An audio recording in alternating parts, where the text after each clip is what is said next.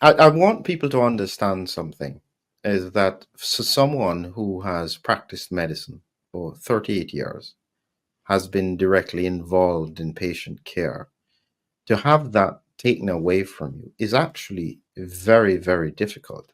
It is traumatic because it takes a part of you that has become a way of bringing value into the lives of others.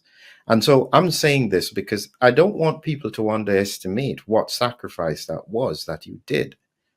I know from a clinical perspective that was a huge sacrifice. And as you said, your Waterloo was children. You thought that they had definitely gone too far with that. You know, Yes, that and pregnancy. You know, there are golden rules. You know, you and I, Philip, know in medicine there are golden rules that we learn that you know you learn to break.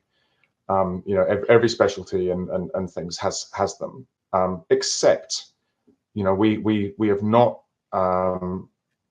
risked any medication that isn't absolutely essential in pregnancy, for instance. You know, people are told, you know, look, don't even take a Panadol if you can avoid it, and you certainly must try not to drink alcohol and don't smoke. And yet here we are still saying this thing is safe and effective in all stages in pregnancy. You know, and we knew very, very clearly that COVID wasn't a risk to children. Um, you know, so there was only one clear course that we could take, and that I could take certainly, and that was to you know give my professional opinion, you know, to patients who expected or required it from me.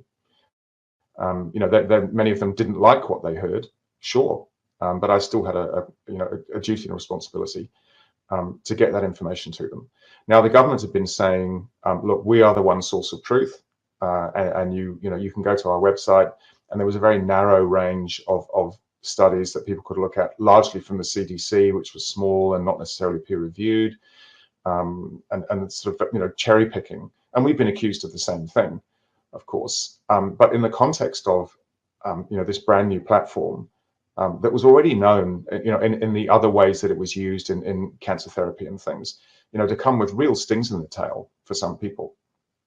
You know, we just, well, it's still beyond belief, actually, that people were subjected to this sort of campaign of propaganda and very narrow information delivered with such confidence, you know, in a way that was deliberately designed to make people believe that there was no doubt, you know, it was 100%.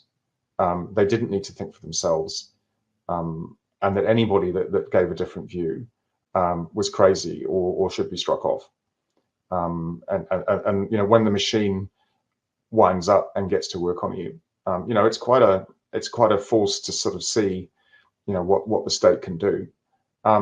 But you know, amazingly, you know, lots of people thought for themselves, and you know, we're not just a few very limited crazy people screaming into the wind.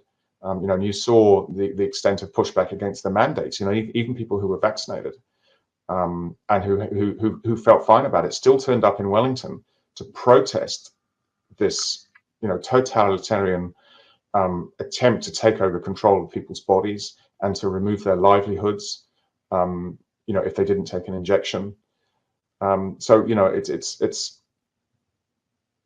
it will stand in history, I think, as being, you know, an exercise in the mass manipulation of all sorts of people, including, you know, highly trained professionals, you know, in all areas, and certainly my colleagues, who, you know, have been you know trained in choosing from a very limited range of medications, and as we all know, you know, if you've got a hammer, everything looks like a nail, and I think we've fallen into a huge trap, and you know the really important bit, of course, is digging ourselves out of it.